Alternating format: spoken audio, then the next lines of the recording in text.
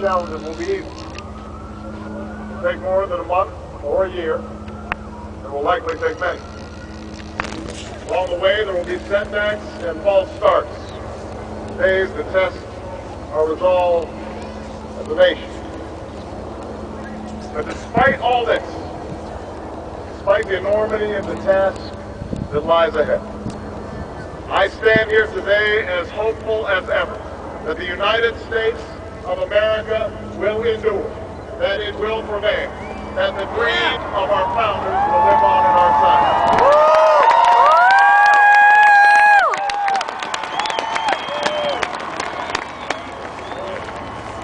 What gives me hope is what I see when I look out across this ball.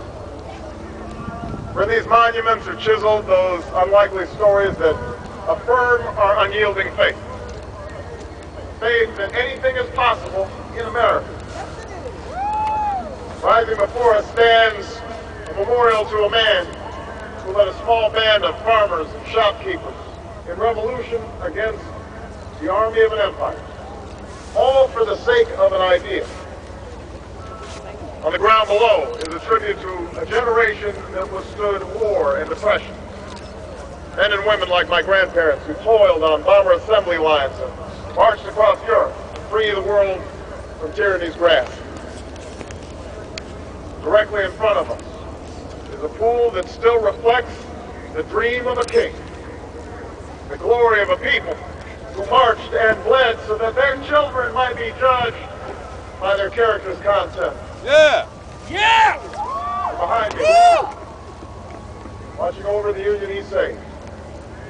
It's the man who in so many ways made this day possible. And yet, as I stand here today, what gives me the greatest hope of all is not the stone and marble that surrounds us, but what fills the spaces in between. It is you, Americans of every race, region, and station, who came here because you believe in what this country can be and because you want to help us get there.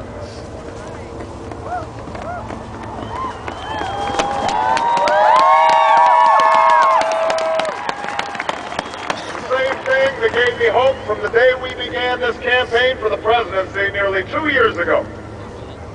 A belief that if we could just recognize ourselves in one another, bring everybody together, Democrats, Republicans, Independents, Latino, Asian, and Native Americans, black and white, gay and straight, disabled and not, then not only would we restore hope and opportunity in places that yearn for both, but maybe, just maybe, we might perfect our union in the process. That's what I believe. But you made this belief real. Prove once more that people who love this country can change it. And as I prepare to assume the presidency, yours are the voices I will take with me every day when I walk into that Oval Office. The voices of men and women who have different stories but hold common hopes. Who ask only for what was promised us as Americans, that we might make of our lives what we will, and see our children climb higher than we did. It is this thread that binds us together in common effort, that runs through every memorial on this mall, that connects us to all those who struggled and sacrificed and stood here before. It is how this nation has overcome the greatest differences and the longest odds, because there is no obstacle that can stand in the way of millions of voices calling for change. That is the belief with which we began this campaign, and that is how we will overcome what ails us now.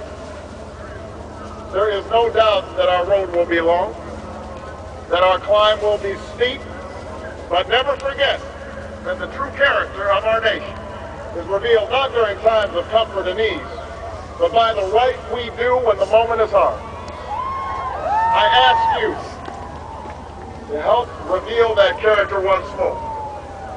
And together, we can carry forward as one nation and one people the legacy of our forefathers that we celebrate today.